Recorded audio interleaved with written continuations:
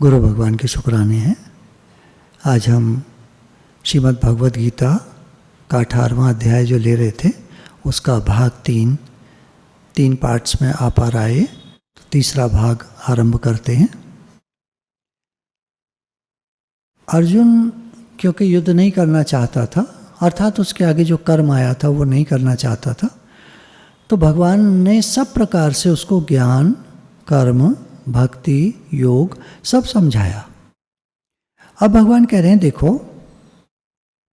तुम अगर ये सोच रहे हो कि तुम इस युद्ध को नहीं कर पाओगे या तुमको कोई दिक्कत लग रही है कि तुम सामने वालों को मारना नहीं चाहते, ये जो तुम्हारे रिश्तेदार हैं, नातेदार हैं, जो भी हैं, तो तुम एक काम करो, तुम कर्म योग का आचरण में क्या है, कर्तव्य कर्म करना है, करने वाला कर्म करना है, उसका फल भगवान को समर्पित कर देना है। तो अर्जुन तुम मेरी शरण में आ जाओ और शरण में आकर के फिर तुम इस युद्ध को करो। ये जो मैंने तुम्हें रहस्यमय ज्ञान बताया है, ये हर एक को बताने वाला नहीं होता। ये जो रहस्यमय ज्ञान है ये सबको नहीं बताना चाहिए। भगवान अर्जुन को कह रहे हैं ये जो मैंने तुमको बताया है तुम इसको समझो और अपना कर्तव्य कर्म करने में लग जाओ। कैसे? तुमको अगर ज़रा भी भय लग रहा है तो अर्जुन तुम मेरी शरण में आ जाओ, शरण में आकर के फिर कर्तव्य कर्म को करो, तो तुमको बिल्कुल भी भय नहीं होगा, किसी प्रकार का कोई डर नहीं होगा, किसी प्रकार का कोई संशय तुम्हारे मन में नहीं रहेगा और तुमको श्री, विजय, संपत्ति, वैभव सब कुछ मिलेगा। तो हमको भी चाहिए कि हम भगवान की शरण में आकर के इस संसार में रहें, सब कर्मों को करें, व्यर्थ समय न गंवाएं, एक पल भी खाली न बैठें, करने वाला काम करते रहें, खूब मेहनत। कर्म योग क्या है? कर्म खूब मेहनत से भगवान आपके लिए करता हूँ, आपकी सेवा करता हूँ और फल भी आपके समर्पित है, अर्पित है, मुझे कुछ नहीं चाहिए भगवान। तो निष्काम कर्म योग हो गया और ये भगवत प्राप्ति कराने वाला होता है। भगवान ने स्वयं गीता में कहा है निष्काम कर्म करता हुआ मनुष्य मुझे ही प्राप्त होता है। आगे भगवान कह रहे हैं शरीर रूप यंत्र में आरूढ़ हुए संपूर्ण प्राणियों को अंतर्यामी परमेश्वर अपनी माया से उनके कर्मों के अनुसार भ्रमण कराता हुआ सब प्राणियों के हृदय में स्थित है। भगवान कह रहे हैं देखो, भगवान जो हैं वो सब प्राणियों के हृदय में स्थित हैं और वे ही सब शरीरों को चलाते हैं। उनकी सत्ता से सब शरीर, सब चीज़ें, स्थावर जंगम चीज़ें काम करती हैं, रहती हैं, रुकी रहती हैं, चलती रहती हैं। भिन्न भिन्न प्रकार के अनेक जो भी पदार्थ हमको देखने में आते हैं, वस्तु, पदार्थ, व्यक्ति, ये सब चलते फिरते, रुके हुए, जैसे भी हैं, लेटे बैठे, हर स्थिति में परमात्मा की सत्ता से उनमें शक्ति है। उदाहरण के तौर पर आपके घर में चारों तरफ बिजली के तार फैले हुए हैं। उदाहरण पूरा नहीं बैठता है, कभी समझने के लिए है। अब वो तार जहाँ जहाँ भी जिस चीज़ से जुड़े हैं, बल्ब है, ट्यूबलाइट है, पंखा है, एसी है, कूलर है, और भी इलेक्ट्रॉनिक गैजेट्स हैं, ओवन है, माइक्रोवेव है, और भी जो आपकी चीज़ें हैं, वो सब एक ही सत्ता से चलती हैं। सत्ता मीन्स एनर्जी से चलती हैं।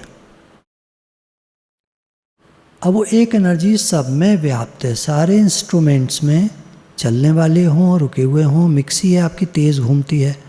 फ्रिज आपका हर समय चलता है, ठंडा करता है अंदर में, बाहर हीट फेंकता है, अंदर में ठंडा करता है।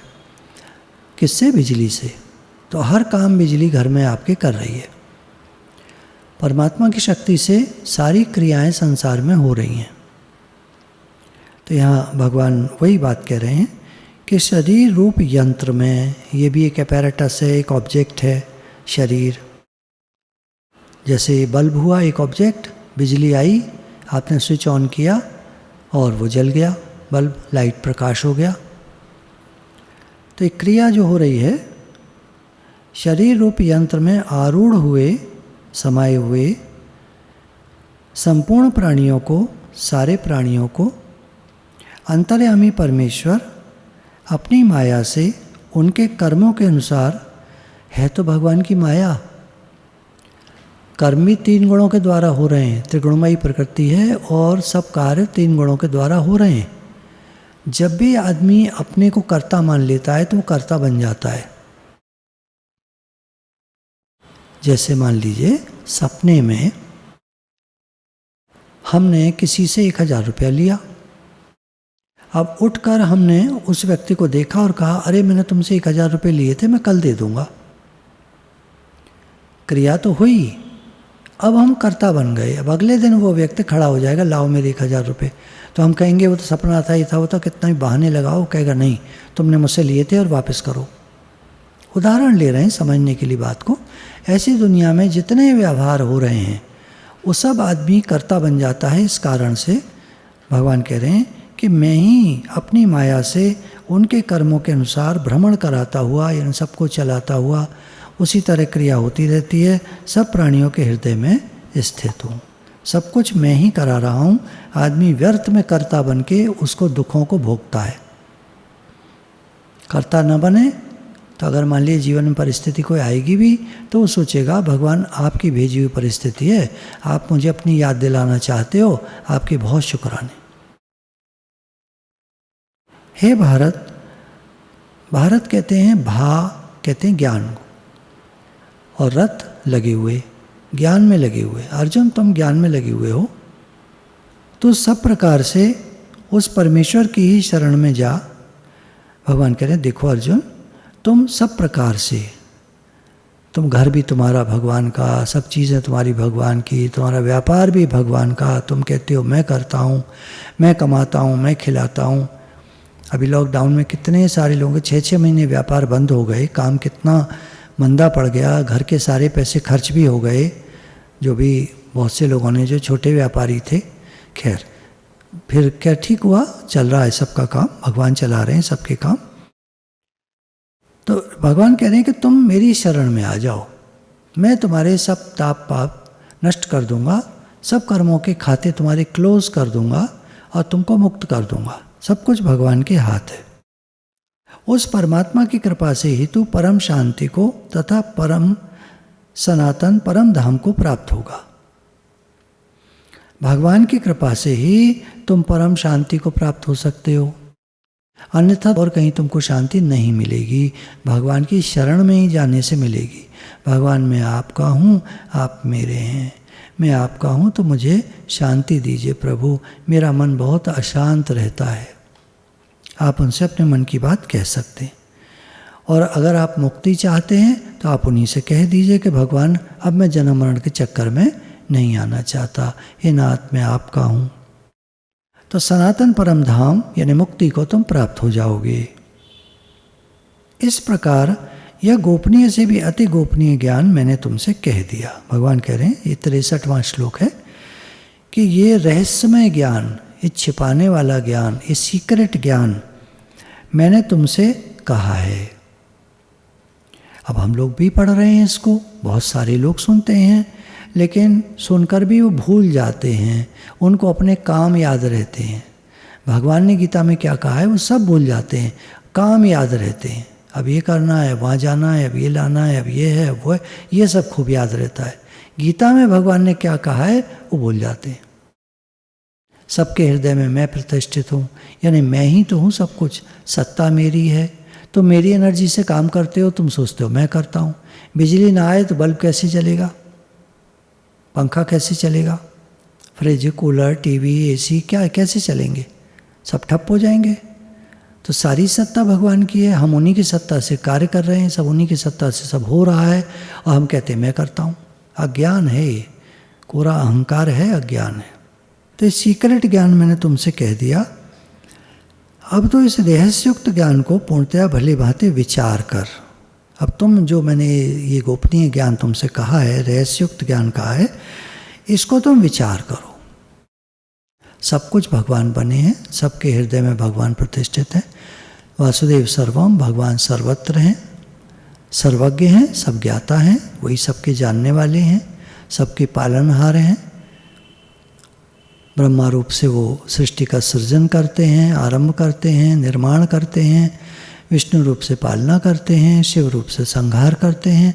भगवान ही सब लीला कर रहे हैं, सर्वगुण संपन्न, सब कुछ वही हैं। हमको अगर अपने में कुछ भी गुण दिखते हैं, कोई अच्छा गा लेता है, तो वहाँ भगवान की कृपा है। एक बार एक व्यक्ति बहुत अच्छा बोल रहा था, बहस हो रही थी। स्वामी रामकृष्ण परमहंस उस बहस में शामिल थे। अब वो कोई ऐसा पॉइंट आया, वहाँ बेचारे चुप रह गए। अब वो चुप रह गए तो व्यक्ति जो बोल रहा था वो जीत गया। सब ने कहा अरे ये तो जीत गया ये व्यक्ति। रामकृष्ण परमहंस हार गए, तो वो नाचने लगे, ताली बजाने लगे। लोगों ने कहा अरे क्या आप क्या कर रहे हैं, आप तो हार गए। बोले क्यों, इस रूप में कौन है, भगवान ही तो इस रूप में आए हैं, भगवान जीत गए, मैं हार गया क्या होता है, भगवान जीत गए, ये बात देखो। तो मैं खुश हो रहा हूँ कि भगवान जीत गए। संतों की ऐसी दृष्टि होती है, सब रूप में भगवान है। तो रहस्य युक्त ज्ञान है, इसको तुम विचार करो। और फिर उसके बाद भगवान ने कहा अब तुम जो चाहते हो सो करो, छोड़ दिया अर्जुन को। संत लोग भी बताकर ज्ञान छोड़ देते हैं, देखिए आपकी मर्जी, आप जैसे चाहे करें।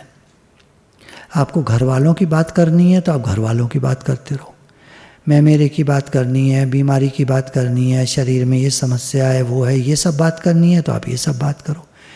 मेरी मुक्ति कैसे हो, मैं कैसे मुक्त हूँ, मेरा उद्धार कैसे हो, मेरा भला कैसे हो, मेरा भगवान में मन कैसे लगे, ये बात करनी है तो ये बात करो। तो आपके ऊपर है। संत तो जो काम की बात होगी उसका जवाब देंगे, जो बेकार की बात होगी उसको टाल जाएंगे। बेकार की मतलब जो उनके मतलब की, संत के मतलब की बात नहीं है, उसको टाल जाएंगे। भाई ये तो आप देखो, हम क्या बताएं इस बारे में। बीमारी हो गई है, किस डॉक्टर से इलाज करा लूँ, तो संत कहेंगे हम क्या डॉक्टरों के यहाँ घूमते हैं क्या, हम क्या जानते हैं डॉक्टरों के बारे में। तुम जाओ संसारियों से पूछो, जो तुम्हारे मित्र हैं, जानने वाले हैं, उनसे बात करो, वो बताएंगे तुम्हें। कहाँ प्रश्न पूछ रहे हो, हिस्ट्री का सवाल ज्योग्राफी की क्लास में पूछ रहे हो, कैसे जवाब मिलेगा। हिस्ट्री का सवाल तो हिस्ट्री की क्लास में पूछना चाहिए। तो संसार की बात करनी है तो संसारियों के पास जाओ, भगवान की बात करनी है तो गुरु के पास जाओ। भगवान ने फ्री कर दिया, तो जैसे चाहता है वैसे कर। संपूर्ण गोपनीयों से अति गोपनीय मेरे परम रहस्युक्त वचन को तू फिर भी सुन। भगवान की इतनी करुणा है कि वो चाहता है कि ये मेरा जो बच्चा है सामने, इसका किसी प्रकार उद्धार हो। कह करके छोड़ दिया, फिर कह रहे हैं फिर भी सुन। नहीं रहा गया उनसे, ऐसे कैसे इसको बीच में छोड़ दूं, कहीं भटक न जाए। तो भगवान कह रहे हैं ये जो गोपनीय है, इतना परम गोपनीय ज्ञान मैंने कहा है, रहस्युक्त वचन कहे हैं, तुम फिर सुनो। तो मेरा अतिशय प्रिय है, इससे यह परम हितकारक वचन मैं तुझसे कहूँगा। तुम मेरे अत्यंत प्रिय हो, मैं फिर से तुम्हें समझाता हूँ। हे अर्जुन, तुम मुझ में मन वाला हो, मेरे में मन रखो। अब आप कहेंगे मन तो इधर उधर भाग जाता है, तो इसका उपाय है कि जैसे ही हम कहते हैं हे नाथ मैं आपका हूँ, हे भगवान मैं आपका हूँ, तो जहाँ आप होते हैं मन वहीं होता है, जहाँ आप लगते हो मन वहीं लगता है। आप सोचते हो मैं संसारी हूँ, मेरे काम हैं, तो आपका काम में मन जाएगा। आप सोचते हो मैं भगवान का हूँ, तो आपका भगवान में मन जाएगा। ये तो हमारे ऊपर होता है। भगवान कह रहे हैं कि तू मुझ में मन वाला हो, क्या कर, मेरा भक्त बन। हे नाथ मैं आपका हूँ, मेरा पूजन करने वाला हो, मुझे श्रेष्ठ समझ, मुझ में श्रद्धा रख और मुझको प्रणाम कर, मुझे अपना बड़ा समझ। जैसे घर के बड़े होते हैं तो उनको हम प्रणाम करते हैं, तो भगवान कह रहे हैं मैं तेरे घर का बड़ा हूँ, सबसे बड़ा मैं हूँ, क्योंकि सनातन पुरातन अनादि अनंत मैं हूँ। तुम्हारा तो शरीर अभी जन्मा है, अभी मर जाएगा, 100 साल जिएगा फिर भी मर जाएगा। 100 साल कितने होते हैं। मैं तो जब से सृष्टि की उत्पत्ति हुई तब, और उससे पहले भी, और हमेशा से मैं था, मैं अनंत हूँ। अर्थात मेरा कभी आदि और अंत होता ही नहीं है, शुरुआत और ख़त्म मेरी होती नहीं है, मैं तो रहता ही रहता हूँ हमेशा। इसको समझने के लिए आप उदाहरण जो फिट नहीं बैठेगा पूरा बात समझने के लिए, बिजली जो होती है वो सर्वव्यापक होती है। आप देखते हैं जब बादल आते हैं तो कड़कती है, आसमान में भी बिजली है, कितनी जोर की बिजली कितने हजारों वोल्ट की बिजली वो कड़कती है। नेगेटिव और पॉजिटिव आसमान में भी होता है। कुछ क्लाउड्स नेगेटिव होते हैं, कुछ पॉजिटिव होते हैं, दोनों पास में जब आते हैं तो विद्युत के घर्षण से बहुत तीव्र वोल्टेज की विद्युत पैदा होती है जो चमकती है, दिन में भी रोशनी कर देती है। जोर की बिजली चमक, जैसे फ्लैश चली कैमरा की। हर जगह भगवान की एनर्जी व्याप्त है। समझने की बात यह है इसमें करंट, इसके दृष्टांत से कि भगवान सर्वत्र सर्वव्यापक है। अब तुम मेरे में मन रखो, क्या करो, अपने को मेरा मान लो, मैं भगवान का हूँ। मुझे अपने घर का बड़ा मानो, सबसे बड़ा मानो। ऐसा करने से तुम मुझे ही प्राप्त होगे कि मेरे तो गिरधर गोपाल, दूसरों न कोई। मैं तुझसे सत्य प्रतिज्ञा करता हूँ क्योंकि तू मेरा अत्यंत प्रिय है। भगवान ने तो प्रतिज्ञा तक कर दी। बच्चे कहते ना बाई गॉड कहो, मानते ही नहीं है बात को। बाई गॉड कहो तब मानेंगे। तो भगवान ने यहाँ बाई गॉड कह दिया कि तुम अर्जुन मेरी बात मान लो, बाई गॉड मैं सही कह रहा हूँ, तो मेरा अत्यंत प्रिय है, तो मेरी बात मानो।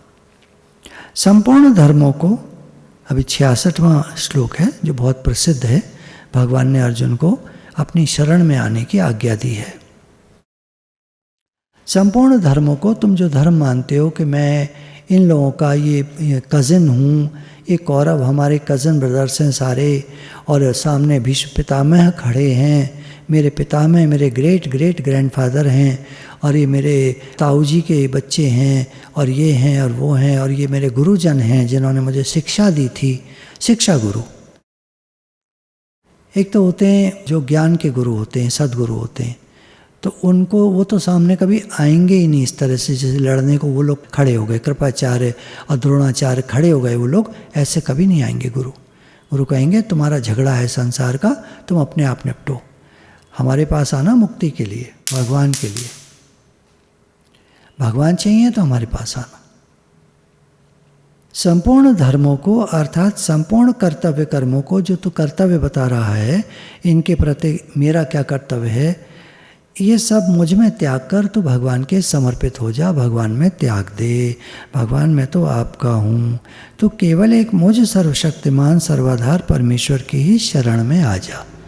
अब यहाँ शरण में आने की व्याख्या है, देखिए, लज्जा, भय, मान, बड़ाई और आसक्ति को त्याग कर एवं शरीर और संसार में अहमता ममता से रहित होकर केवल एक परमात्मा को ही परम आश्रय, परम गति और सर्वस्व सब कुछ समझना तथा अनन्य भाव से अतिशय श्रद्धा, भक्ति और प्रेम पूर्वक निरंतर भगवान के नाम, गुण, प्रभाव और स्वरूप का चिंतन करते रहना एवं भगवान का भजन स्मरण रखते हुए ही उनके आज्ञानुसार कर्तव्य कर्मों का निस्वार्थ भाव से केवल परमेश्वर के लिए आचरण करना, यह सब प्रकार से परमेश्वर के शरण होना है। तो भगवान कह रहे हैं कि सब कुछ छोड़कर तूने मन में जितने आग्रह बनाए हैं उन सब को छोड़ दे और सिर्फ एक बात कह दे, भगवान मैं आपका हूँ, मैं आपके शरण हूँ, आप जैसे करेंगे मुझे मंजूर है, मुझे स्वीकार है, आपका हर विधान मंगलमय है, प्रभु मुझे अपनी बुद्धि नहीं लगानी है। मैं तुझे संपूर्ण पापों से मुक्त कर दूंगा, तो शोक मत कर। जितने पाप हमने किए हैं आज दिन तक, भगवान ने कहा यदि तू अतिशय दुराचारी भी है ना, बड़े भारी घोर पाप कर्म करने वाला है, तो भी मैं तुझे उनसे मुक्त कर दूंगा। मेरा एक इशारा और ये सारी प्रकृति तुझे माफ कर देगी। तू शोक मत कर, तू परेशान मत हो, तू दुखी मत हो। इस 66वें श्लोक की व्याख्या को चलिए एक बार फिर से और देखते हैं। भगवान कह क्या रहे हैं कि सारे धर्म और संपूर्ण सारे कर्तव्य कर्म मुझ में त्याग कर, तो केवल एक मुझ सर्वशक्तिमान सर्वाधार परमेश्वर की ही शरण में आ जा। मैं तुझे संपूर्ण पापों से मुक्त कर दूंगा, तो शोक मत कर। हम लोग धर्म कर्म के चक्कर में पड़े रहते हैं और अपने अहंकार को नहीं छोड़ते।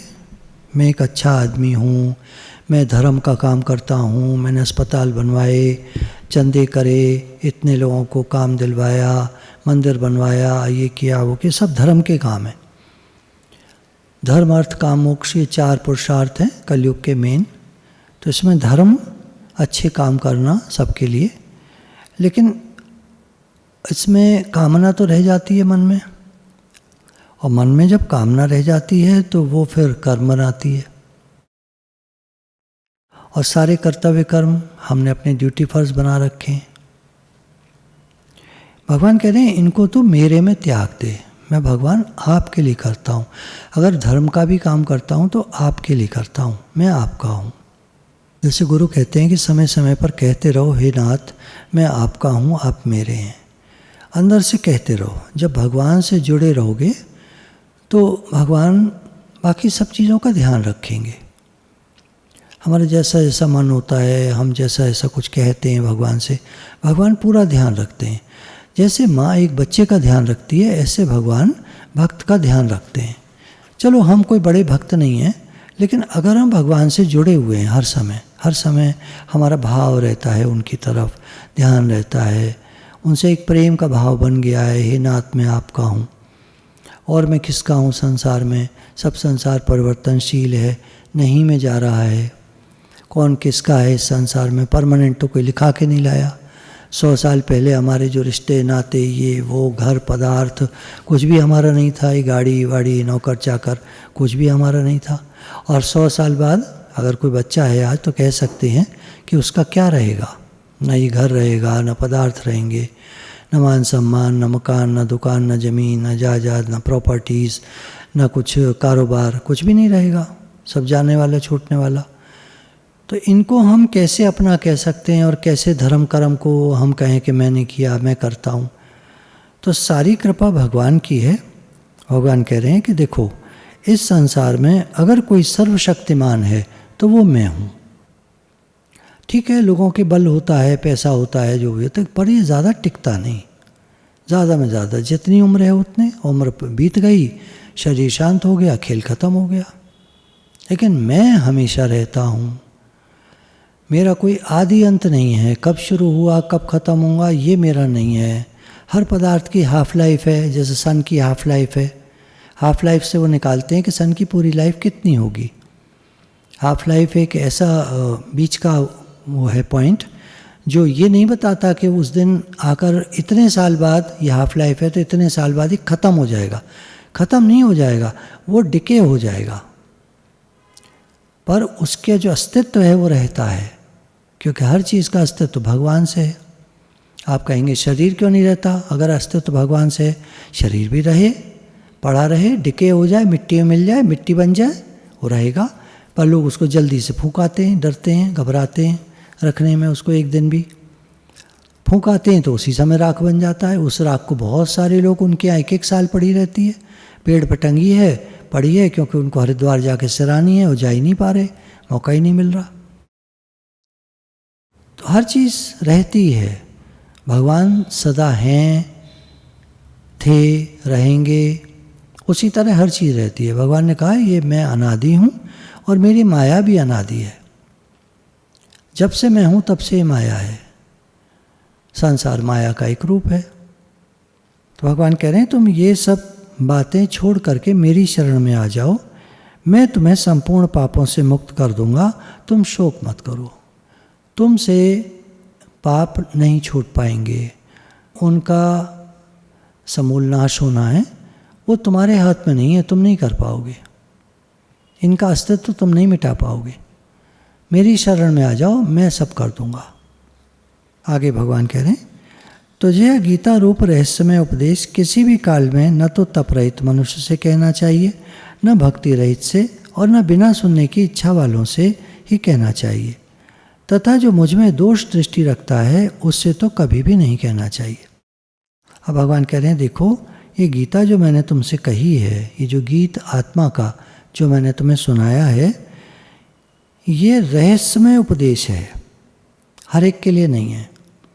केवल जो प्रेमी जन हैं, भक्त जन हैं, चाहने वाले हैं, केवल उनके लिए है। यहाँ आपको व्यवहारिक बात बता दें कि कोई भी चीज़ जब पॉपुलर जो हो जाते हैं, पड़ती है, तो उनके जल्दी से कई के में व्यूज़ आ जाते हैं। और हम लोग गीता पर सत्संग डालते हैं तो हमारे एक दिन में 1 के मुश्किल से 2 दिन, 4 दिन, 10 दिन, महीना, 6 महीना में 5-6 के मुश्किल से।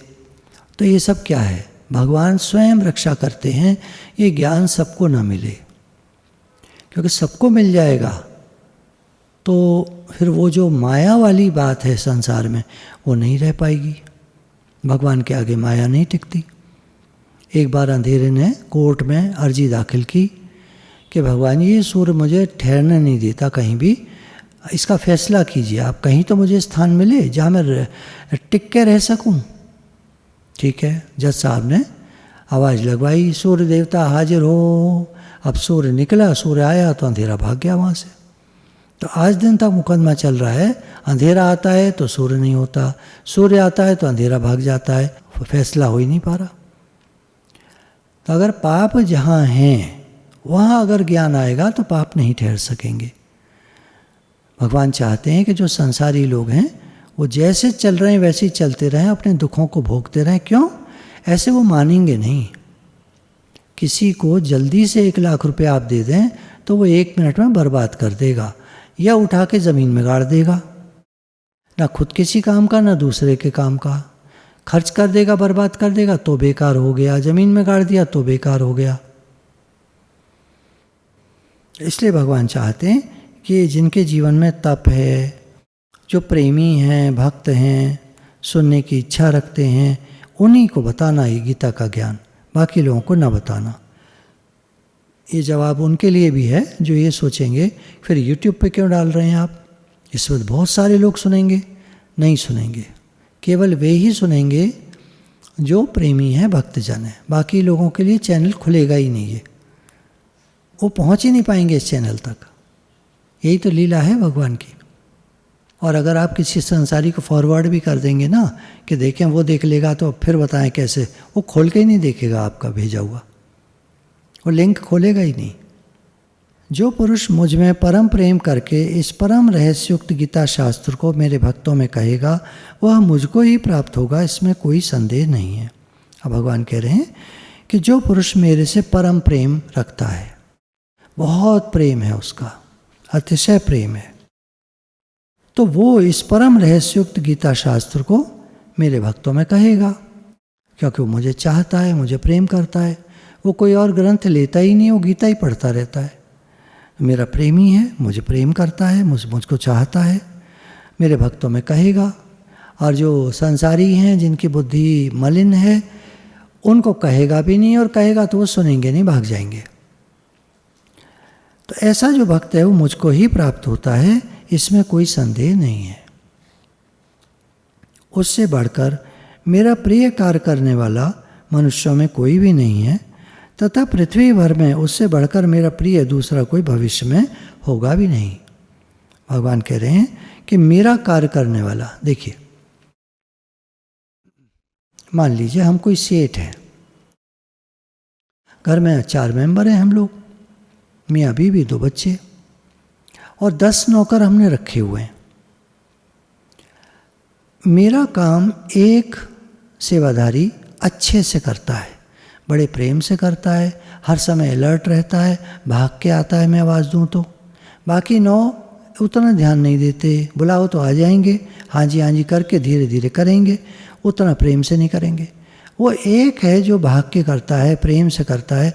मुझे उन 10 सेवाधारियों में कौन ज़्यादा पसंद आएगा आप बताएं? वही आएगा जो मेरा काम भाग भाग के करता है। यही बात भगवान ने यहाँ कही है कि जो मेरा प्रिय कार्य करने वाला जो व्यक्ति है, भक्त है, वो इतने सारे मनुष्यों में उससे बढ़कर और कोई भी नहीं है, वो सबसे प्रिय है मुझे। तथा पृथ्वी भर में, सारी पृथ्वी पर उससे बढ़कर मेरा कोई प्रिय भविष्य में होगा भी नहीं। इतना प्रेम भगवान ने दर्शाया है कि जो गीता शास्त्र को पढ़ता है, सुनाता है, वो उनको सबसे प्रिय है। उससे प्रिय दुनिया में और कोई दूसरा उनको नहीं है। अब देखिए, एक बात को आप नहीं पकड़ लीजिएगा, अलग अलग शास्त्रों में अलग अलग बात आई है। सबका कहने का भाव ये होता है कि जो तुम्हारे इष्ट हैं, जो लोग देवी भागवत पढ़ते हैं, शिव पुराण पढ़ते हैं, विष्णु पुराण पढ़ते हैं, स्कंद पुराण पढ़ते हैं, 18 पुराण हैं, रामायण पढ़ते हैं, राम जी हैं उनके इष्ट, तो वहाँ हर जगह वही बात आएगी कि जो उनकी बातों को लोगों में कहेगा उनको वो सबसे प्रिय होगा।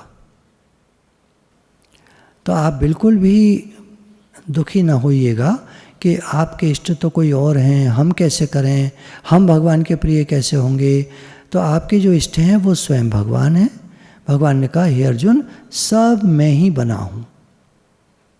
तो वो आपके इष्ट भगवान हैं, और जब आप उनकी कथा लोगों में कहेंगे तो आप उनके प्रिय होंगे। तो चिंता न करें, लगे रहें। जो पुरुष इस धर्म में हम दोनों के संवाद रूप, देखिए, एक तो वाद होता है, एक विवाद होता है, एक संवाद होता है। वाद है बातचीत, इसका बिगड़ा रूप है विवाद, बहस करने लगे लोग। एक होता है संवाद, जिसमें बहुत प्रेम से बातें होती हैं, अपने इष्ट की बातें होती हैं। भगवान कह रहे हैं, हम दोनों के संवाद रूप गीता शास्त्र को पढ़ेगा, उसके द्वारा भी मैं ज्ञान यज्ञ से पूजित होऊंगा, ऐसा मेरा मत है। ज्ञान यज्ञ है ज्ञान को पढ़ना, सुनाना। भगवान कह रहे हैं, अगर तुम इसको पढ़ोगे और सुनाओगे तो ज्ञान यज्ञ से मेरी पूजा करोगे। और अर्जुन, यज्ञों में ज्ञान यज्ञ सर्वश्रेष्ठ है। अगर तुम नाम जप करने वाले हो तो यज्ञों में नाम जप, यज्ञ जप में, सब जपों में नाम जप सबसे श्रेष्ठ है, जप यज्ञ। तो आप जो करते हो, आप जरा भी कम नहीं हो, आप चिंता मत करना, आप वही करो, अपने इष्ट की उपासना करो बहुत प्रेम से, उनको सब कुछ जानो, सब कुछ मानो, और वे ही आपका उद्धार कर देंगे। भगवान ने गीता में एक जगह कहा है कि सब देवी देवता मैं ही बना हूँ, और जो कोई देवी देवताओं से कुछ मांगता है वो एक तरह से मेरे से ही मांगता है, और मैं उनकी इच्छा पूर्ति उन देवताओं के द्वारा करा देता हूँ। तो वो सोचते हैं हमारे देवता सर्वश्रेष्ठ हैं, हमारी इच्छा पूर्ति करते हैं वहाँ भगवान ही। तो आप बिल्कुल परेशान मत हो, चिंता मत करो, आप जो करते हो, जैसे करते हो, आप भगवान का ही पूजन करते हो। खुश हो जाओ, मुस्कुराओ। जो मनुष्य श्रद्धा युक्त और दोष दृष्टि से रहित होकर इस गीता शास्त्र का श्रवण भी करेगा, वह भी पापों से मुक्त होकर उत्तम कर्म करने वाले श्रेष्ठ लोगों को प्राप्त होगा। श्रद्धा से सत्संग में आओ, गीता सुनो, दोष दृष्टि नहीं करना, गीता सुनना। वो भी पापों से मुक्त होकर केवल सुनने मात्र से वो पापों से मुक्त हो जाएगा, और अगर उसकी मुक्ति नहीं होती तो वो श्रेष्ठ लोगों को प्राप्त हो जाएगा, सुखों को भोगेगा, उसको परम सुख, परम आनंद मिलेगा, खुश रहेगा, जीवन उसका अच्छा होगा। श्रीमानों के यहाँ जन्म लेता है, श्रीमानों के कुल में धन धान्य संपत्ति वैभव सुख आराम यानी प्रॉस्पेरिटी सब होती है वहाँ पर। हे पार्थ, क्या इस गीता शास्त्र को तूने एकाग्र चित्त से श्रवण किया? और हे धनंजय, क्या तेरा अज्ञान जनित मोह नष्ट हो गया?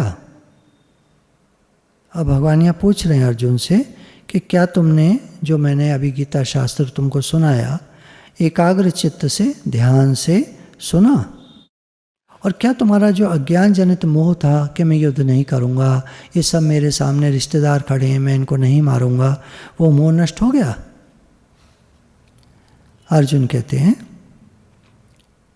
हे अच्युत, आपकी कृपा से मेरा मोह नष्ट हो गया और अब मैंने स्मृति प्राप्त कर ली है। अब मैं संशय रहित होकर स्थित हूँ, अतः आपकी आज्ञा का पालन करूँगा। अब अर्जुन कहते हैं कि आप जो सदैव अपनी महिमा में स्थित रहते हैं, कभी नहीं गिरते, उनको अच्युत कहते हैं। जो कभी न गिरे, अपनी महिमा में सदैव प्रतिष्ठित रहे, कभी नीचे ना आए, आप इतने महान हैं। आपकी कृपा से भगवान, आपकी कृपा से हमारा अगर मोह नष्ट हम चाहते हैं हो जाए तो भगवान की कृपा चाहिए। कृपा कैसे होगी? गीता शास्त्र को पढ़िए, सुनिए, सुनाइए, पढ़ते रहिए, अध्ययन करते रहिए। साधक संजीवनी जो स्वामी राम सुखदास जी की है वो घर पे रखिए, समय समय पे अध्ययन करते रहिए। बहुत सरल भाषा में है, समझ में आएगी। तो अर्जुन कह रहा है कि मेरा मोह नष्ट हो गया है, मैंने स्मृति प्राप्त कर ली है, मेरी याददाश्त लौट आई है। जैसे किसी की याददाश्त चली जाए तो वह अजीब अजीब हरकतें करता है, किसी को पहचानता नहीं, कुछ कुछ कहता है। अब अर्जुन कह रहा है मेरी स्मृति लौट आई है, अब मैं संशय रहित होकर स्थित हूँ। एक स्मृति कहते हैं अपने स्वरूप की भी, मैं आत्मा हूँ, ये हम भूल गए, हमने अपने को शरीर मान लिया। अब हम इस चक्कर में पड़ गए कि मैं ये करूँगा, ये नहीं करूँगा, क्योंकि हम शरीर हैं, मुझे करना है, मैं ही तो करता हूँ, शरीर करता है। अपने को शरीर मानते हैं, मैं करूँगा नहीं करूँगा, ऐसे कहते हैं। स्मृति प्राप्त होना है, अब मैं तो आत्मा हूँ, अब शरीर के आगे जो रोल आएगा वो ये करेगा। मैं तो सत्ता मात्र हूँ। जैसे बल्ब जल रहा हो तो आप समझ सकते हैं उसमें बिजली है, और बिजली चली जाए या स्विच ऑफ कर दिया जाए तो बल्ब बंद हो जाता है। ऐसी आदमी का है। इस शरीर में जो शक्ति है, स्फूर्ति है, जो सत्ता है, वो परमात्मा की है। उनका अंश हम, अर्थात आत्मा हम। तो अपने को आत्मा करके जो जानता है वो जानता है कि मैं नहीं करता हूँ, ये तो शरीर क्रिया करता है। मन में जो संशय होते हैं ये सब अपने को शरीर मानने के कारण ही होते हैं। अर्जुन कह रहा है कि अब मैंने आपकी बात को समझ लिया है, मैं आपकी आज्ञा का पालन करूँगा। यहाँ पर गीता का ये जो अध्याय 18 में एक तरह से अर्जुन और भगवान कृष्ण का संवाद पूरा होता है। अर्जुन ने कह दिया मैं आपकी आज्ञा का पालन करूँगा। अब भगवान चुप हो गए, अब नहीं बोल रहे हैं भगवान, क्योंकि वो कह चुके जो कहना था। अब संजय जो हैं, जो ये सारा महाभारत का हाल धृतराष्ट्र को सुना रहे हैं, तो अब वो कहते हैं इस प्रकार मैंने श्री वासुदेव के और महात्मा अर्जुन के इस अद्भुत रहस्ययुक्त रोमांचकारक संवाद को सुना। अद्भुत, रहस्ययुक्त और रोमांचकारक, इतना सुंदर सब देख करके संजय ने तो सब हालचाल देखा, तो रोमांच तो बहुत छोटा सा वर्ड है। कितना उनको ज्ञान और कितना ज़्यादा एक अद्भुत जानकारी मिली कि भगवान कृष्ण स्वयं साक्षात पार ब्रह्म परमेश्वर हैं। श्री व्यास जी की कृपा से दिव्य दृष्टि पाकर मैंने इस परम गोपनीय योग को अर्जुन के प्रति कहते हुए स्वयं योगेश्वर भगवान श्री कृष्ण से प्रत्यक्ष सुना। श्री वेदव्यास जी जब ये महाभारत का युद्ध होने जा रहा था तो आए थे मिलने के लिए। तो धृतराष्ट्र कहता है कि महाराज मैं तो अंधा हूँ, मेरे बेटे युद्ध के लिए तैयार हो रहे हैं, सामने पांडव होंगे, युद्ध में क्या होगा कैसे होगा मैं तो कुछ नहीं जान पाऊँगा। मैं चाहता हूँ किसी प्रकार से मुझे लाइव कमेंट्री सुनने को मिले, क्योंकि देख तो मैं कुछ सकता नहीं। टीवी तो आप दे दोगे, पर टीवी आप लगा तो दोगे, किसी को मैं तो नहीं देख पाऊँगा, तो मुझे लाइव कमेंट्री चाहिए। तो व्यास जी कहते हैं ठीक है, ये आपका जो सारथी है संजय, मैं इसको दिव्य दृष्टि दे देता हूँ, यहीं बैठकर ये जो ट्रांसमीटर टीवी है सैटेलाइट का, ये देखता रहेगा और आपको हालचाल सब बताता रहेगा। क्षमा कीजिएगा जो मैंने शब्दों का इस्तेमाल किया है, ये मॉडर्न है। उस समय में साइंस कितनी एडवांस थी, या हमारा योग, हमारा जो ज्ञान विज्ञान है वो कितना एडवांस था मुझे नहीं मालूम है, पर ऐसा सुनते आए अब तक हम प्रवचनों में संतों के कि संजय को दिव्य दृष्टि प्राप्त हुई और उन्होंने सारा हाल ऐसे देखा जैसे वो प्रत्यक्ष देख रहे हों, और वो धृतराष्ट्र को सब कथा सुनाते रहे। हे राजन, भगवान श्री कृष्ण और अर्जुन के इस रहस्ययुक्त, कल्याणकारक और अद्भुत संवाद को पुनः पुनः स्मरण करके मैं बार बार हर्षित हो रहा हूँ। स्वयं भगवान को कोई देख ले, उनका किसी प्रकार भी दर्शन कर ले, मान लीजिए स्वप्न में, तो उठ कर के सबको बताएगा कि रात को सपने में मैंने भगवान को देखा, रात को सपने में मैंने भगवान को देखा। संजय ने तो साक्षात देखा है। अभी सारे महाभारत का युद्ध का जो वृत्तांत है वो सुनाया है, अर्जुन और श्री कृष्ण का जो संवाद हुआ है उसको सुनाया है। तो बार बार ये हर्षित हो रहे हैं। हे राजन, श्री हरि के उस अत्यंत विलक्षण रूप को भी पुनः पुनः स्मरण करके मेरे चित्त में महान आश्चर्य होता है और मैं बार बार हर्षित हो रहा हूँ। हे राजन, जहाँ योगेश्वर भगवान श्री कृष्ण हैं और जहाँ गांडीवधारी धनुषधारी अर्जुन हैं, वहीं पर श्री, विजय, विभूति और अचल नीति है, ऐसा मेरा मत है।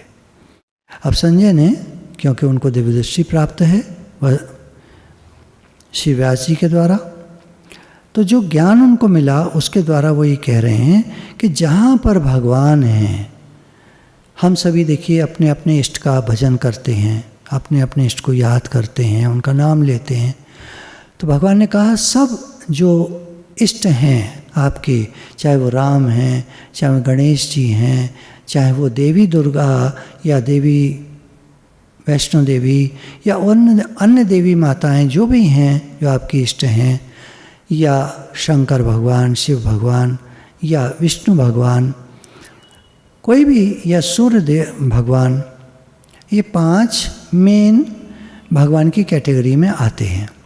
सूर्य, विष्णु भगवान, शंकर भगवान, गणेश जी और देवी माता, ये 5 मेन भगवान में आते हैं।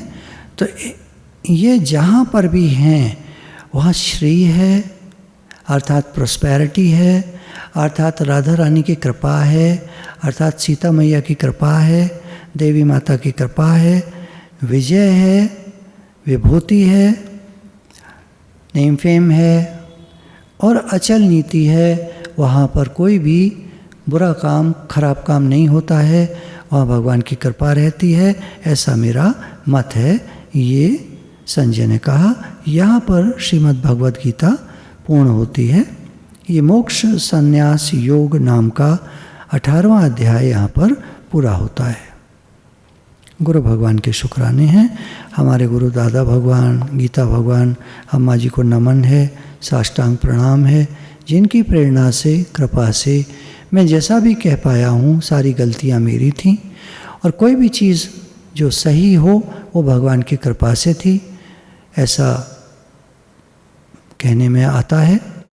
क्योंकि मनुष्य में गलतियाँ होती हैं, मुझ में भी अनेक गलतियाँ हैं, कमियाँ हैं, तो यहाँ मैं एक्सेप्ट करता हूँ उन कमियों को, और जो भी मैंने कहने में त्रुटियाँ की हैं उसके लिए सारे जो श्रोता हैं वो मुझे क्षमा करेंगे। गुरु भगवान के शुक्राने।